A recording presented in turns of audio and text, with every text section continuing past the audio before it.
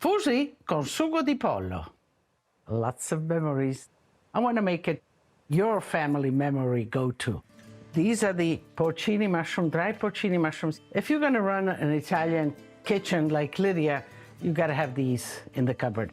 But you need to reconstitute them. So here I have some hot chicken stock. And these are chicken thighs. I'm taking off some of the fat. Let's see. Let me put just some oil in the pan. We're gonna season with salt.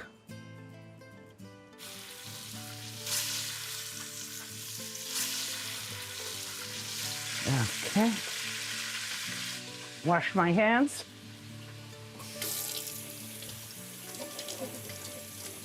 While that is browning, I have some chopped liver here. And the liver usually has just a little connecting here. And all you want to do is just pull out that little connective tissue. And of course, you want to chop it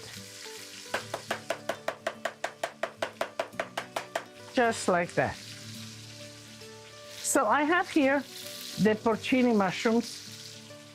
And we want to chop the porcini just like that. Let's turn the chicken around.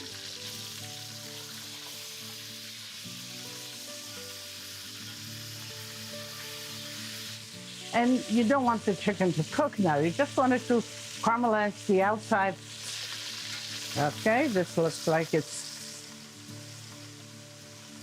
done.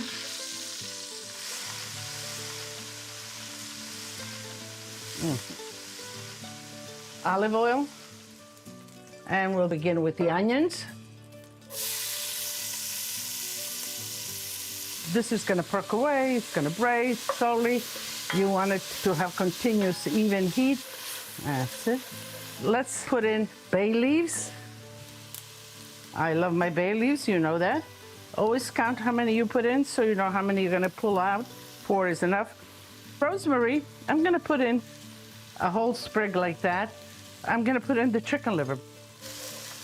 And the chicken liver brings a lot of that earthiness to the sauce. I'm going to put now the tomato paste.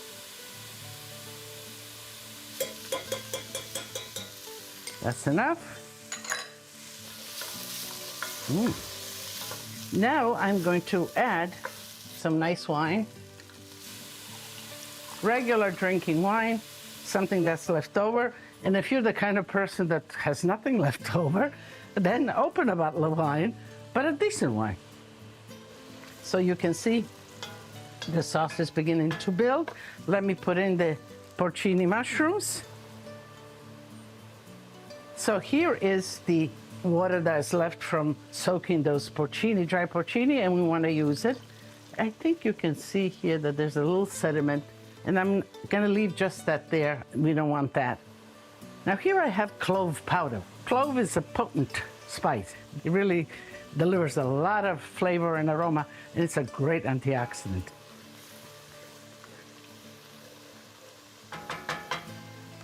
Some stock. Let it come to a boil, and we'll reintroduce the chicken. You know, this is the basis of the sauce.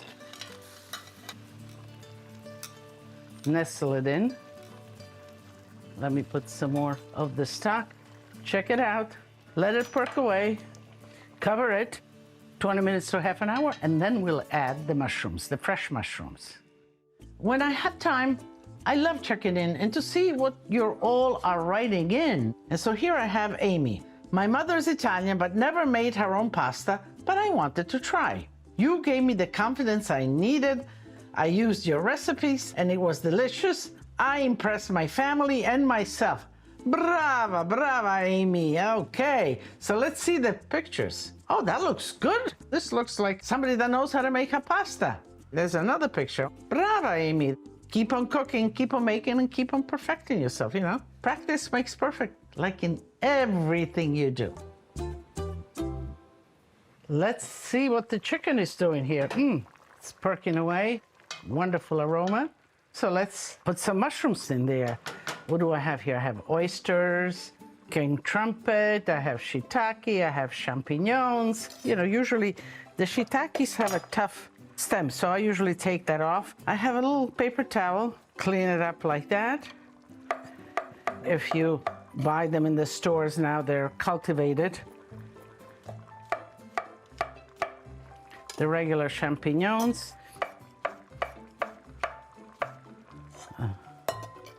The king trumpet, great. The base usually is a little tough of these mushrooms, so I'm trying to get them all the same size, but I do like the mushroom shape. Good. And the oyster mushrooms, just cut the stem, and these you do just soak in the water, shake it. I've done that. And I think, you know, I'm looking at it. If they're too big, you just kind of pull it apart and you make little strands of it.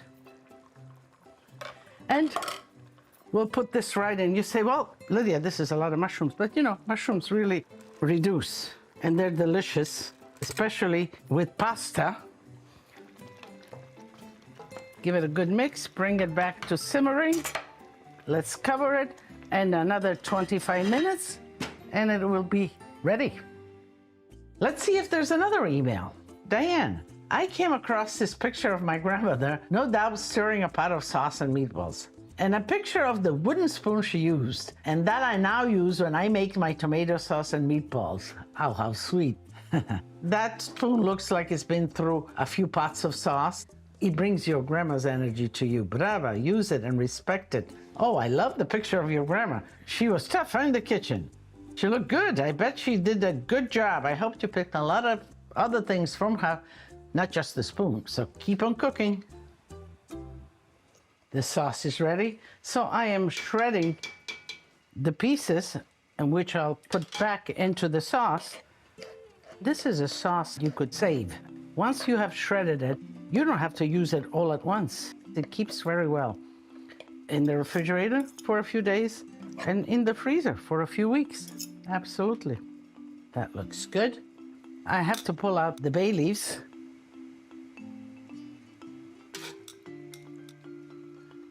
Rosemary and another bay leaf. That's that. Now this goes all into the sauce.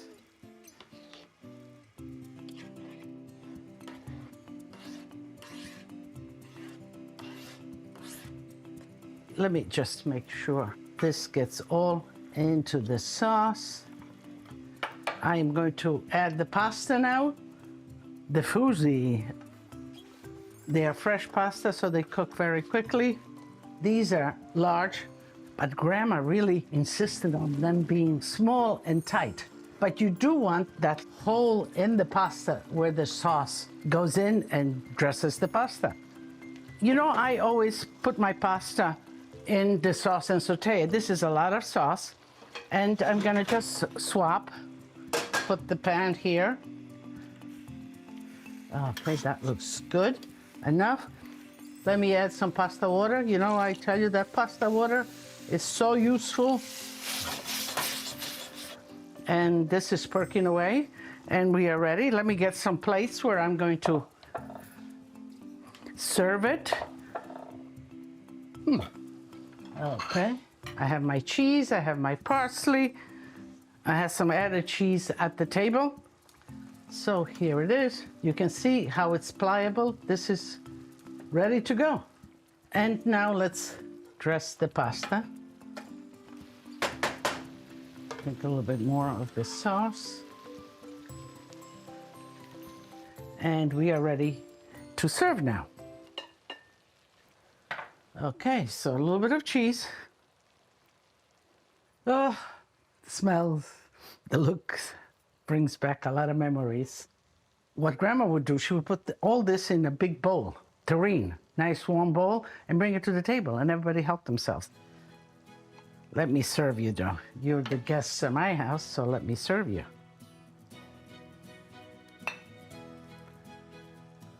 That's... And I'm gonna put just a little bit of the sauce for the last kind of decoration. Let me put a little bit on this one. And Lydia's, Of course, let me put a little bit of sauce. So let's bring it to the table. 1, 2. I chose a little bit of red wine. This requires a little bit. It's a schioppettino. I like it. It's kind of vibrant. It's fruity. It has a nice acidity. And I think it's going to go great with this Fuzi dish. And I'm going to put a little bit of cheese here, just like that. So let me taste it for you. It's amazing. The aroma, the flavor just takes you someplace special. To me, this is dear to my heart. These are memories, especially with people that love you, with good food, and food connects it all. So I'm going to be connected, and I'm going to disconnect with you. Delicioso!